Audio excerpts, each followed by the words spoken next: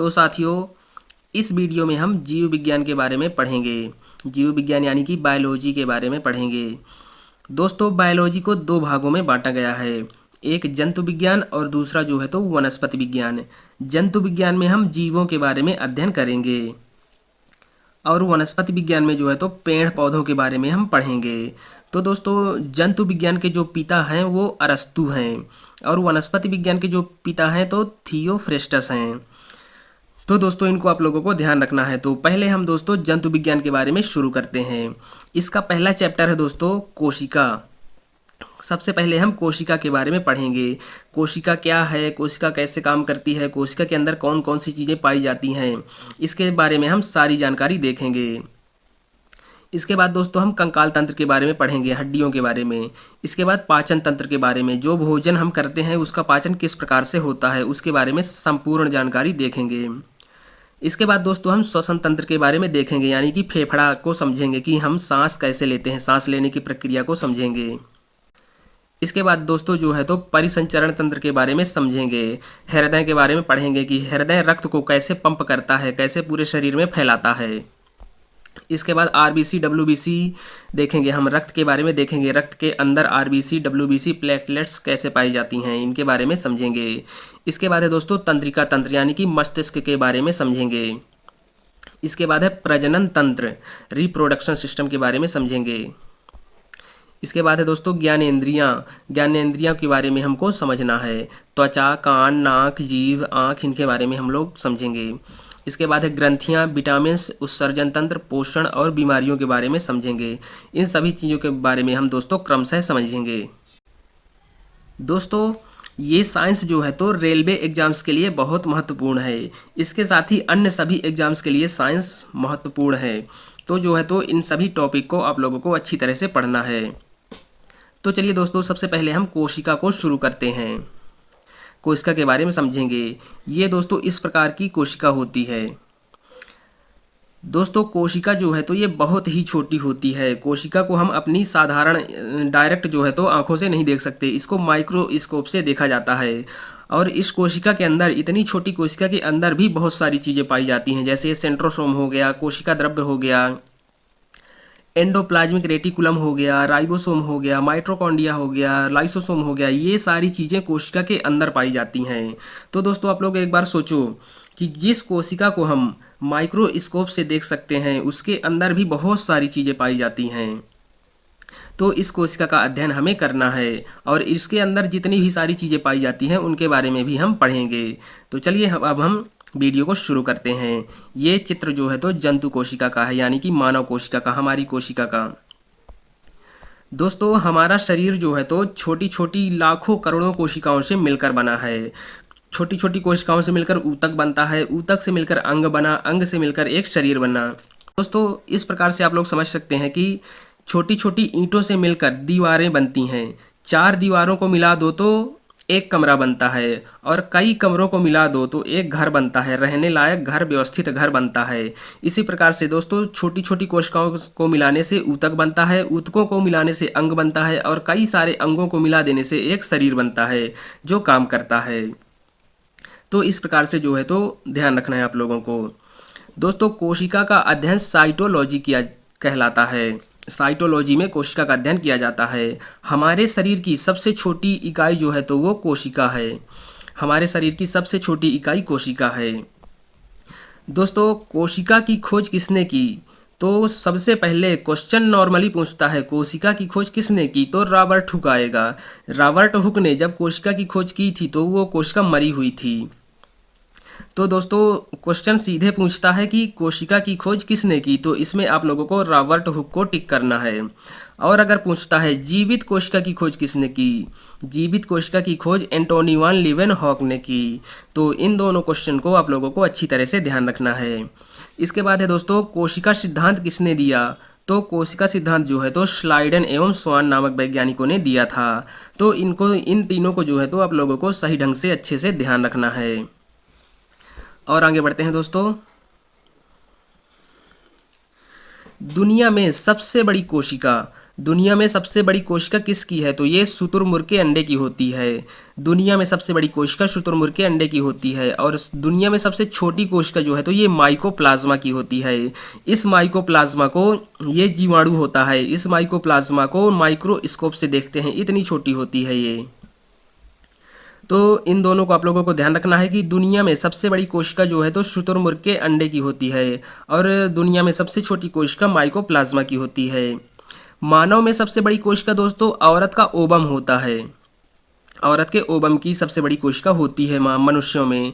और सबसे छोटी कोशिका जो है तो ये आदमी का स्पर्म होता है। सबसे लंबी कोशिका जो है तो तंत्रिका तंत्र की होती है, ये ब्रेन में होता है। सबसे लंबी कोशिका ये तंत्रिका तंत्र की होती है, ये ब्रेन में पाया जाता है। कोशिका विभाजन सबसे तेज, कोशिका विभाजन का मतलब है दो भागों में टूट जाना। जैसे ये कोशिका है तो ये दो भागों में इस प्रकार से टूटती है, यहाँ से ये टूट जाएगी तो दो कोशिका बन जाएंगी इस प्रकार से।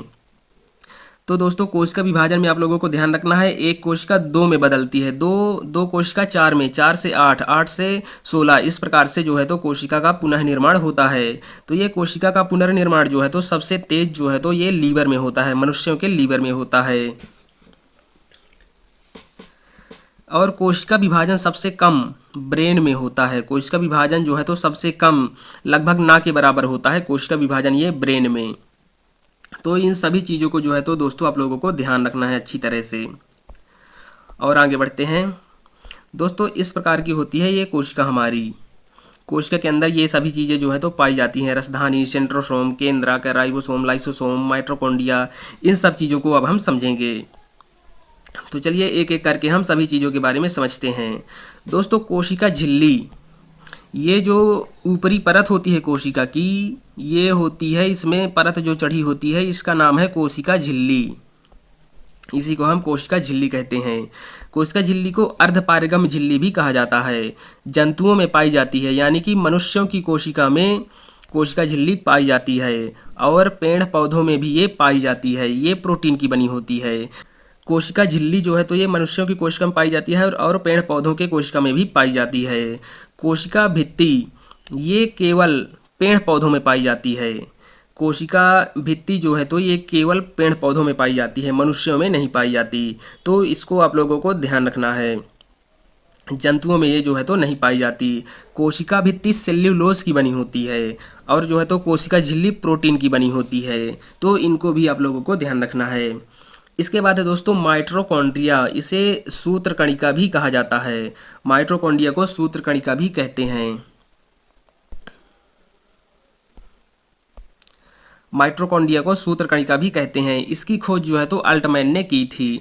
माइटोकॉन्ड्रिया की खोज अल्टमैन ने की थी और नाम जो है तो बेंडा ने दिया था। माइटोकॉन्ड्रिया नामकरण यानी कि नाम रखा था बेंडा ने और खोज जो है तो अल्टमैन ने की थी। दोस्तों माइटोकॉन्ड्रिया की आंतरिक दीवारें, जैसे मान लीजिए ये माइटोकॉन्ड्रिया है तो इसकी जो आंतरिक दीवार है इसको क्रिस्टी कहा जाता है और बाह्य दीवार को मैट्रिक्स कहा जाता है। तो इनको आप लोगों को ध्यान रखना है। माइटोकॉन्ड्रिया की आंतरिक दीवार को क्रिस्टी कहते हैं और बाह्य दीवारों को मैट्रिक्स कहते हैं। तो इसको आप लोगों को ध्यान रखना है। कोशिका में एक क्रेब्स चक्र चलता है, क्रेब्स साइकिल चलती है, जिसमें ऑक्सीजन को ग्रहण करके ऊर्जा का निर्माण किया जाता है। दोस्तों ये क्रेब्स चक्र जो है तो 38 एटीपी का निर्माण करता है। एटीपी का मतलब होता है एडिनोसिन ट्राइफॉस्फेट।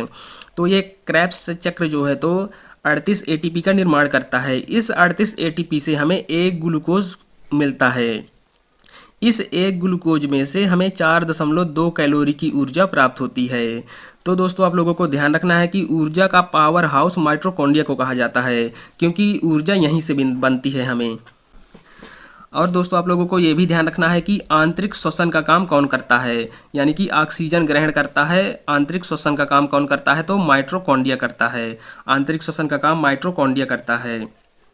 क्वेश्चन पूछेगा दोस्तों कि कोशिका के अंदर आंतरिक श्वसन का काम कौन करता है? तो ये माइटोकॉन्ड्रिया करता है। तो इस प्रकार से इसको आप लोगों को ध्यान रखना है। कोशिका का पावर हाउस माइटोकॉन्ड्रिया है। कोशिका का पावर हाउस माइटोकॉन्ड्रिया है, ये सीके विर्च ने कहा था। इसको अभी आप लोगों को ध्यान रखना है। तो दोस्तों और आगे बढ़ते हैं हम। गोल्जी बॉडी की खोज कैमिलो गोल्जी ने की थी। गोल्जी बॉडी का कार्य होता है दोस्तों ऊर्जा का परिवहन करना, ऊर्जा को एक जगह से दूसरी जगह लेकर जाना। ये गोल्जी बॉडी का काम होता है, इसका काम होता है ऊर्जा का परिवहन करना। इसके बाद है दोस्तों रसधानी यानी कि रिक्तिका। रसधानी का दूसरा नाम है रिक्तिका। ये पानी को स्टोर करके रखता है। कोशिका के अंदर रिक्तिका पाई जाती है, ये पानी को संग्रहण करके रखता है। ये टोनोप्लास्ट प्रोटीन की बनी होती है। रिक्तिका जो है तो टोनोप्लास्ट प्रोटीन की बनी होती है। इसके बाद है दोस्तों सेंट्रोसोम, इसे तारक काय भी कहा जाता है। इसकी खोज बोबरी ने की थी। कोशिका का विभाजन करता है। एक कोशिका दो में बदलेगी, दो से चार बनेगी, चार से आठ बनेगी। इस प्रकार से ये सेंट्रोसोम जो है तो कोशिका का विभाजन करता है। ये ट्यूबुलिन प्रोटीन के बने होते हैं। सेंट्रोसोम जो है तो ट्यूबुलिन प्रोटीन के बने होते हैं और सेंट्रोसोम का काम जो है तो कोशिका का विभाजन करना होता है। दोस्तों इसी के कारण जो है तो ब्रेन कैंसर होता है। ब्रेन कैंसर का कारण यही है क्योंकि दोस्तों इसमें जो है तो 90% न्यूरॉन पाए जाते हैं। ब्रेन में 90% जो है तो न्यूरॉन्स पाए जाते हैं और 10% गिलियल सेल पाई जाती हैं, यानी कि गिलियल कोशिकाएं पाई जाती है। इसी में से कैंसर का कारण होता है। सबसे ज़्यादा सेंट्रोसोम जो है तो लीवर में होता है, तभी तो ये जो है तो कोशिका का विभाजन तेजी से करता है। और छिपकली के पूंछ में भी सेंट्रोसोम जो है तो पाया जाता है। गैंडे की चमड़ी में पाया जाता है और सबसे कम सेंट्रोसोम जो है तो ब्रेन में पाया जाता है। ये कोशिका का विभाजन नहीं कर पाता, इसलिए अगर ब्रेन में कोई गहरी चोट लग जाए तो ब्रेन जो है तो डैमेज का डैमेज ही रहा आता है, वहाँ पर कोशिका का निर्माण नहीं होता। इसके बाद है दोस्तों एंडोप्लाज्मिक रेटिकुलम, इसे अंतःप्रदब्ध जालिका कहा जाता है। ये कोशिका की सुरक्षा करता है, यानी कि कंकाल के रूप में पाया जाता है। ये कोशिका की सुरक्षा के लिए होता है। ये दो तरह का होता है, एक स्मूथ एंडोप्लाज्मिक रेटिकुलम, दूसरा रफ एंडोप्लाज्मिक रेटिकुलम। जो स्मूथ होता है वो उसमें वसा पाया जाता है, चिकना होता है, और जो रफ वाला होता है इसमें राइबोसोम होता है, खुरदुरा होता है। राइबोसोम जो है तो प्रोटीन का निर्माण करता है, तो रफ वाले में से जो है तो प्रोटीन का निर्माण होता है राइबोसोम से। इस तरह का ये दोस्तों होता है एंडोप्लाज्मिक रेटिकुलम। ये रफ एंडोप्लाज्मिक रेटिकुलम हो गया, यहाँ पर राइबोसोम पाया जाता है, और इधर जो है तो स्मूथ हो गया, यहाँ पर वसा पाया जाता है। इस प्रकार से तो इसको आप लोगों को ध्यान रखना है।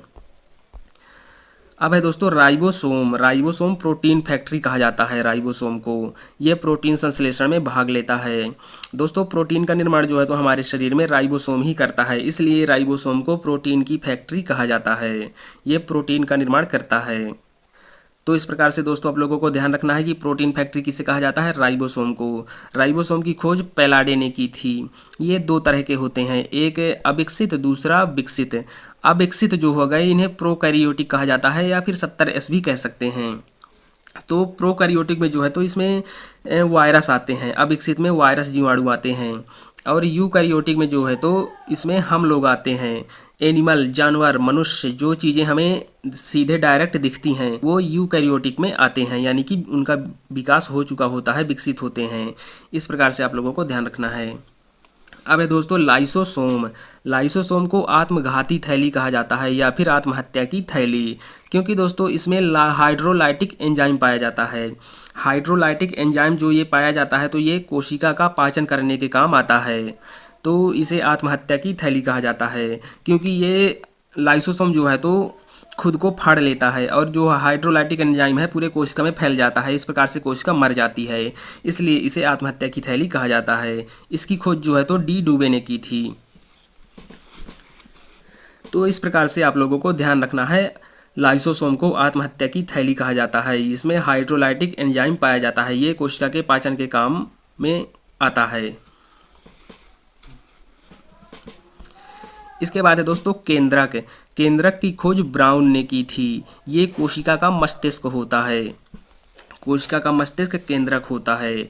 इसमें दोस्तों क्रोमोसोम पाए जाते हैं। क्रोमोसोम के अंदर डीएनए पाए जाते हैं। तो क्रोमोसोम डीएनए के बारे में हम आगे समझेंगे।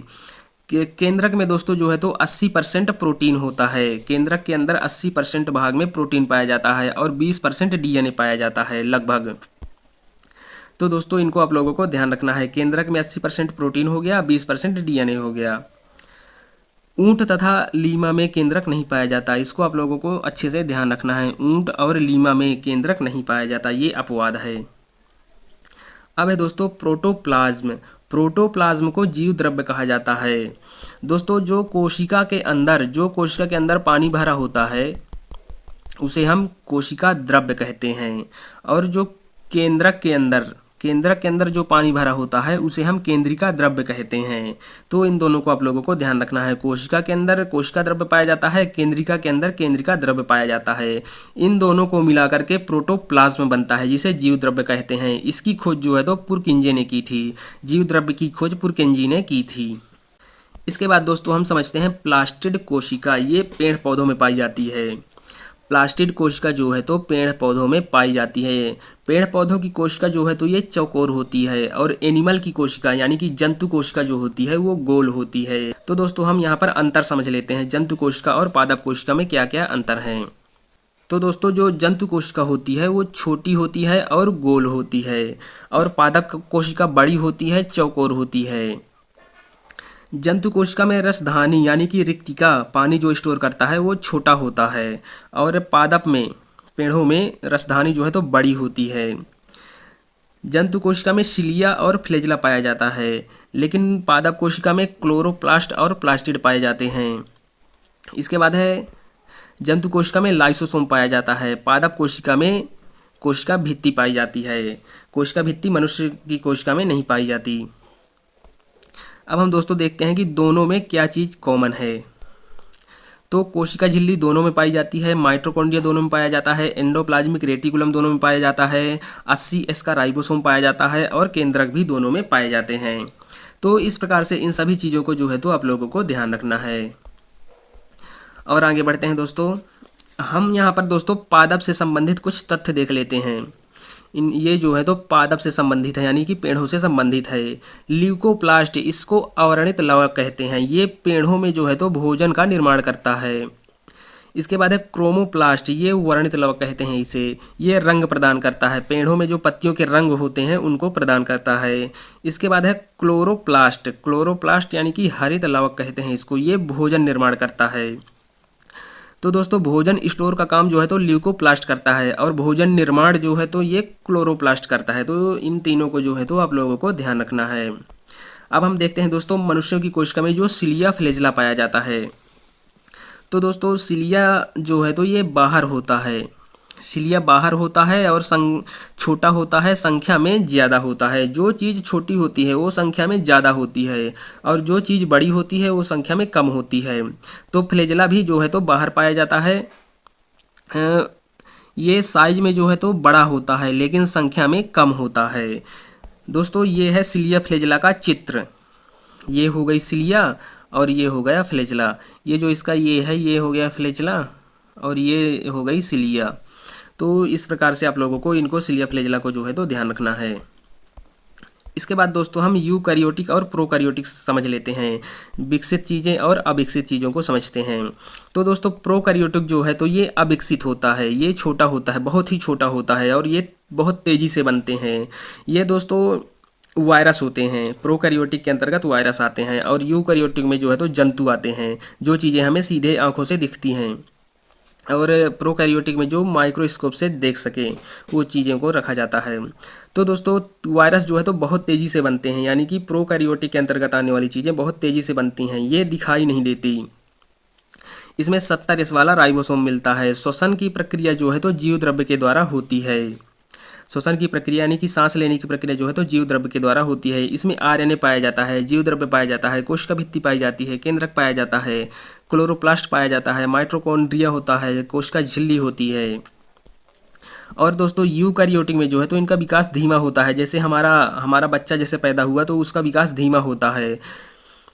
ये दिखाई देते हैं, हम लोग दिखाई देते हैं, एक दूसरे को देख सकते हैं। इसमें 80S का राइबोसोम पाया जाता है। श्वसन की प्रक्रिया माइटोकॉन्ड्रिया के द्वारा होती है। इसमें DNA पाया जाता है। हम लोगों की कोशिका में जो है तो DNA पाया जाता है।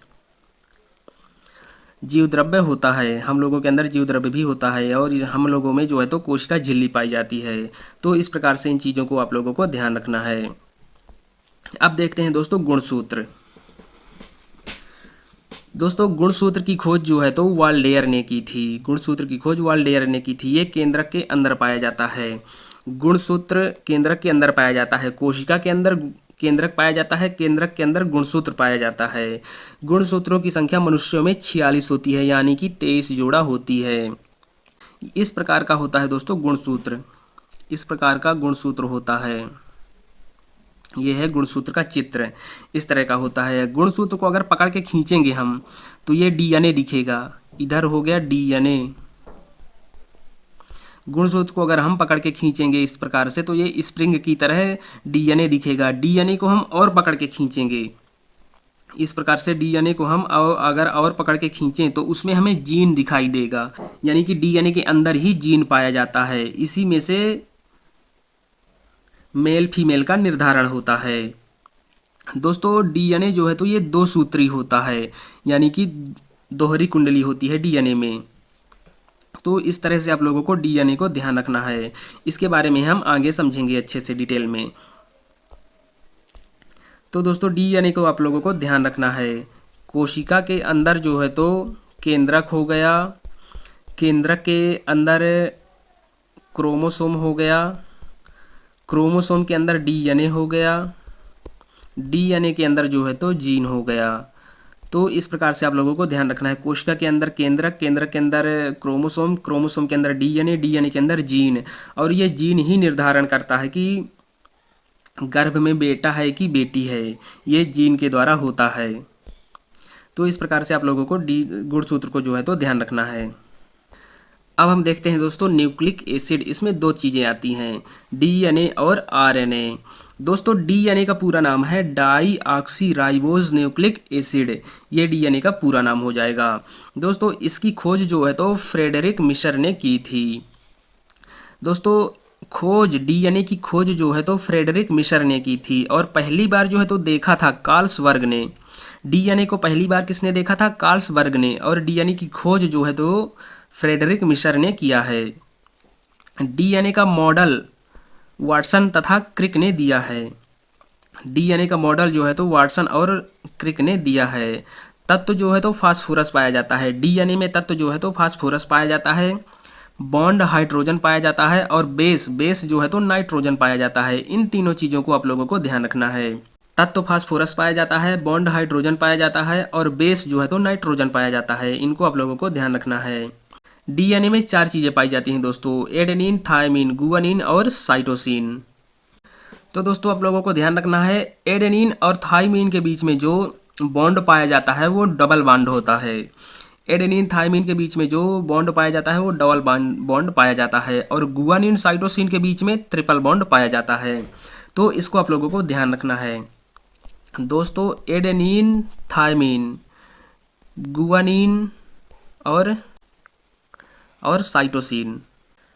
तो दोस्तों यहाँ पर जो है तो आप लोगों को ध्यान रखना है, एडेनिन गुआनिन का जो जोड़ा होता है इसको प्यूरिन कहा जाता है। इसको प्यूरिन कहा जाता है। एडेनिन गुआनिन का जो जोड़ा होता है इसको प्यूरिन कहा जाता है, और थायमिन साइटोसिन का जो जोड़ा होता है इसको पायरेडमीन कहा जाता है।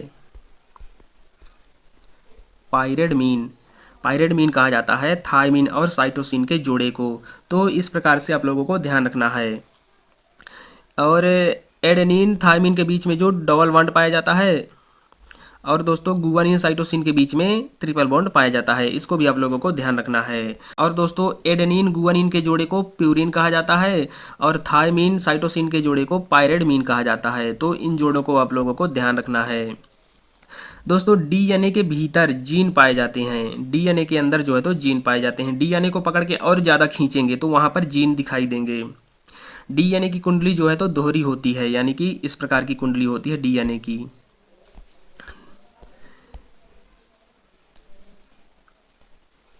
इस प्रकार की कुंडली होती है डीएनए की। इसके बीच इस तरह की कुंडली होती है डीएनए की। जीन की खोज जोहानसन ने की है। जीन की खोज जो है तो जोहानसन ने की है। अब दोस्तों हम आरएनए के बारे में समझते हैं। आरएनए का पूरा नाम है दोस्तों राइबोज न्यूक्लिक एसिड। ये छोटे जीवों में पाए जाते हैं, वायरस, कीटाणु, इन सब चीज़ों में पाए जाते हैं आरएनए। दोस्तों डीएनए जो है तो डीएनए का ये जो थायमिन है इसको हटाकर हम यूरेसिल लगा देंगे तो आरएनए बन जाएगा। आरएनए में ज़्यादा कुछ नहीं है, सिर्फ थायमीन के जगह हमें यूरेसिल जोड़ना है। यूरेसिल जैसे ही जोड़ेंगे तो वो आरएनए बन जाएगा। बाकी सभी चीज़ें सेम हैं।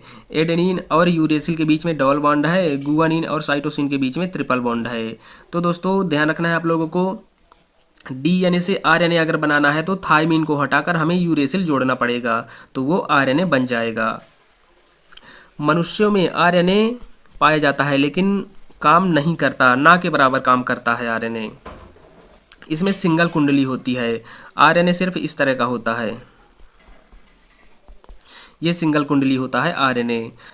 आरएनए जो है दोस्तों, तो ये प्रोटीन बनाने में सहायता करता है, बहुत ही कम काम करता है। आरएनए प्रोटीन बनाने में सहायता करता है। प्रोटीन का निर्माण जो है तो एनाबोलिज्म कहलाता है। प्रोटीन निर्माण होने की प्रक्रिया को एनाबोलिज्म कहते हैं। दोस्तों आवश्यक भोजन में हमें एमिनो एसिड की ज़रूरत होती है। आवश्यक भोजन में एमिनो एसिड की ज़रूरत होती है, एमिनो एसिड की ज़रूरत होती है हमें। तो पहले से 10 एमिनो एसिड जो है तो पहले से मौजूद होते हैं हमारे शरीर के अंदर, और 10 एमिनो एसिड जो है तो हमें भोजन से मिलते हैं। 10 एमिनो एसिड जो है तो हमें भोजन से मिलते हैं। तो दोस्तों आरएनए जो है तो 3 तरह के होते हैं। mRNA यानी कि मैसेंजर आरएनए, ये दोस्तों जो है तो आवश्यक भोजन की पहचान करता है। आरएनए जो है तो आवश्यक भोजन की पहचान करता है। और टीआरएनए ये आवश्यक भोजन का परिवहन करता है, यानी कि आवश्यक भोजन जो होता है उसको ले जाने का काम करता है। और आरआरएनए होता है। आरआरएनए यानी कि राइबोसोम आरएनए, ये जो है तो प्रोटीन का निर्माण करता है। आरआरएनए राइबोसोम जो है तो प्रोटीन का निर्माण करता है। तो इन तीनों आरएनए को आप लोगों को ध्यान रखना है। mRNA आवश्यक भोजन की पहचान करता है, और टीआरएनए जो है तो आवश्यक भोजन का परिवहन करता है। और आरआरएनए जो होता है तो ये राइबोसोम के साथ मिलकर प्रोटीन का निर्माण करता है। तो दोस्तों इन सभी को जो है तो आप लोगों को ध्यान रखना है। इसके बाद दोस्तों है डीएनए। डीएनए से आरएनए बनाना ट्रांसक्रिप्शन कहलाता है। डीएनए से आरएनए बनाना ट्रांसक्रिप्शन कहलाता है। आरएनए से प्रोटीन बनाने की प्रक्रिया को ट्रांसलेशन कहते हैं। आरएनए से प्रोटीन को बनाने की प्रक्रिया को जो है तो ट्रांसलेशन कहते हैं। और डीएनए से डीएनए बनाना रिवर्स ट्रांसक्रिप्शन कहलाता है। डीएनए से आरएनए बनाना ट्रांसक्रिप्शन कहलाया, डीएनए से डीएनए रिवर्स ट्रांसक्रिप्शन कहलाता है। और आरएनए से प्रोटीन बनाने की प्रक्रिया को ट्रांसलेशन कहते हैं। अब दोस्तों हम कोशिका विभाजन के बारे में समझते हैं। कोशिका विभाजन दोस्तों 3 तरह के होते हैं। असूत्री विभाजन जो होता है ये छोटे जीवों में पाया जाता है, यानी कि प्रोकैरियोटिक में पाया जाता है। जैसे वायरस हो गए, बैक्टीरिया हो गए, इनमें असूत्री विभाजन पाया जाता है छोटे जीवों में। समसूत्री विभाजन जो है तो ये हम लोगों में पाया जाता है, जंतुओं में पाया जाता है। जितनी कोशिका टूटेंगी उतनी ही कोशिका बनेगी, ये समसूत्री में होता है। और दोस्तों अर्धसूत्री जो है तो ये भी मनुष्यों में ही पाया जाता है, यानी कि जंतुओं में भी पाया जाता है।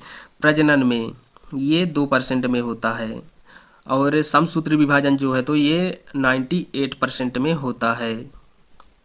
98% में समसूत्री विभाजन होता है, बाकी 2% जो है तो प्रजनन तंत्र में होता है 2%।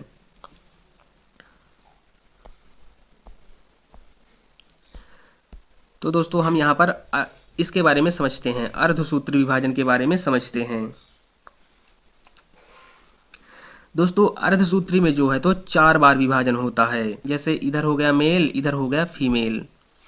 मेल में 46 गुणसूत्र पाए जाते हैं और फीमेल में भी 46 गुणसूत्र पाए जाते हैं। इनमें दोस्तों 44 जो है तो ये होते हैं, प्लस 2 जो होते हैं XY के रूप में, ये लिंग का निर्धारण करते हैं।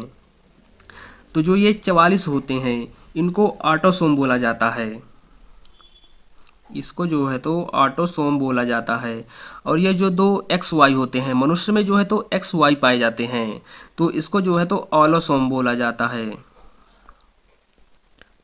इसको ऑलोसोम बोला जाता है। इस प्रकार से 46 गुणसूत्र मनुष्य में पाए जाते हैं। और फीमेल में भी जो है तो इसी तरह 44 ऑटोसोम पाए जाते हैं। और फीमेल में जो है तो 2 जो ऑलोसोम जो 2 होते हैं उनमें सिर्फ XX ही पाए जाते हैं। यानी कि दोस्तों जो है तो लिंग का निर्धारण जो है तो आदमी के जीन से होता है। तो इसको आप लोगों को ध्यान रखना है। इस प्रकार से जो है तो गुणसूत्र होते हैं। तो दोस्तों जब बच्चा बनता है, जब बच्चा पैदा होता है तो उसमें जो जो है तो 22 ऑटोसोम 22 ऑटोसोम जो है तो पिता से आएंगे बच्चे में। 22 ऑटोसोम पिता से आएंगे बच्चे में, और इसी प्रकार से 22 ऑटोसोम जो है तो माता से भी आएंगे बच्चे में। तो ये ऑटोसोम जो है तो 44 हो गए। और इधर से जो है तो आलोसोम जो है तो आलोसोम ये एक्स वाला आएगा या फिर वाई वाला आएगा। एक्स वाला आया या फिर वाई वाला आएगा, कोई एक ही आएगा। और इधर से भी कोई दो तो एक्स एक्स ही हैं तो कोई भी आ सकता है। तो इधर से भी एक कोई आएगा, एक्स या फिर दूसरा वाला एक्स। तो इनमें से मान लीजिए इधर से आ गया वाई, इनमें से मान लो इधर से आ गया वाई और इधर से आ गया एक्स। तो ये दो मिलकर जो है तो 46 हो गए। 44 + 2 46। तो इस प्रकार से गुणसूत्र जो है तो बच्चे में जाते हैं। तो दोस्तों अगर लड़का होगा तो लड़के में जो है तो वाई और एक्स यानी कि एक्स वाई गुणसूत्र मिलेगा। ऑलोसोम जो है तो एक्स वाई होंगे। और अगर लड़की हुई तो लड़की में जो है तो एक्स एक्स होंगे, लड़की में एक्स एक्स होंगे और लड़के में जो है तो एक्स वाई होंगे आलोसोम। तो इस प्रकार से लिंग का जो है तो निर्धारण होता है। तो दोस्तों आप लोगों को ध्यान रखना है कि अर्धसूत्री में जो है तो 4 तरह से विभाजन होता है। पहला विभाजन इधर से हुआ, दूसरा विभाजन इधर से हुआ, और तीसरा इधर से, और चौथा विभाजन जो है तो इधर से हुआ। तो इस प्रकार से आप लोगों को ध्यान रखना है। दोस्तों असूत्री विभाजन को हम एक बार और समझते हैं। इस असूत्री विभाजन को हम लोग इधर एक बार और समझ लेते हैं। तो दोस्तों आप लोगों को ध्यान दीजिएगा, इधर मेल हो गया और इधर जो है तो फीमेल हो गई। इसमें 46 गुणसूत्र होते हैं और इसमें भी जो है तो 46 गुणसूत्र होते हैं। इसमें 44 जो है तो ऑटोसोम पाए जाते हैं, +2 जो है तो एक्स वाई के रूप में आलोसोम पाए जाते हैं। सेम टू सेम फीमेल भी होता है। 44 जो है तो ऑटोसोम पाए जाएंगे और 2 जो है तो एक्स एक्स जो है तो ये ऑलोसोम पाए जाएंगे। तो दोस्तों यहाँ पे आप लोगों को समझना है, जैसे बच्चा बनेगा, जब बच्चा बनेगा तो उसमें 22 ऑटोसोम पिता के क्रोमोसोम से आएंगे और माता के क्रोमोसोम से यानी कि माता के गुणसूत्र से 22 और जो है दोस्तों तो 22 गुणसूत्र माता के ऑटोसोम से आएंगे। इस प्रकार एक विभाजन यहाँ पर हुआ और एक विभाजन यहाँ पर हुआ, 2 विभाजन हो गए। अब दोस्तों जो है तो पिता के ऑलोसोम से एक कोई आएगा, या तो एक्स वाला आएगा या फिर वाई वाला आएगा। मान लीजिए यहाँ पे वाई वाला आ गया तो एक विभाजन यहाँ पर हो गया। इसके बाद दोस्तों माता के ऑलोसोम से भी कोई ना कोई आएगा, एक्स वाला आए या फिर एक्स वाला, ये दोनों एक्स एक्स हैं तो कोई ना कोई आएगा, एक्स आएगा। तो इस प्रकार 22 + 1 ये हो गया, ये 23 हो गए। इसमें भी 22 + 1 ये हो गया, ये भी 23 हो गए। तो 23 23 46। इस प्रकार से बच्चे में भी 46 जो है तो गुणसूत्र हो गए। तो ये पिता के आलोसोम से जो है तो वाई वाला आया है तो ये बच्चा पैदा होगा, यानी कि बालक लड़का होगा। और दोस्तों अगर पिता के ऑलोसोम से एक्स वाला आता तो बेटी यानी कि लड़की पैदा होती। इस प्रकार से जो है तो दोस्तों इसमें 4 विभाजन होते हैं। एक विभाजन इधर हुआ, दूसरा इधर, तीसरा इधर, चौथा इधर। तो दोस्तों आप लोगों को ध्यान रखना है कि अर्धसूत्री में जो है तो 4 तरह से विभाजन होता है। इस 44 ऑटोसोम में से 22 ऑटोसोम आए, माता के 44 ऑटोसोम में से भी 22 ऑटोसोम आए, और पिता के 2 ऑलोसोम में एक आया। इसी प्रकार से माता के 2 ऑलोसोम में से एक आया। तो बच्चे में भी हो गए 23 और 23 मिलाकर के 46 गुणसूत्र। इस प्रकार से जो है तो गुणसूत्र बच्चे में जाते हैं। तो ये फैक्ट आप लोगों को ध्यान रखना है। अब देखते हैं दोस्तों सिंड्रोम। सिंड्रोम यानी कि गुणसूत्रों का घट जाना या बढ़ जाना। गुणसूत्रों का घट जाना या बढ़ जाना सिंड्रोम कहलाता है। दोस्तों सिंड्रोम जो है तो 4 तरह के पाए जाते हैं। टर्नर सिंड्रोम, टर्नर सिंड्रोम इसमें जो है तो गुणसूत्र की संख्या घट जाती है, घटकर 45 रह जाती है। ये महिलाओं में होता है। इसमें दोस्तों महिलाओं में बांझपन की समस्या देखने को मिलती है और हाइट जो है तो छोटी हो जाती है। क्लिनीफेल्टर सिंड्रोम, इसमें गुणसूत्रों की संख्या बढ़ जाती है।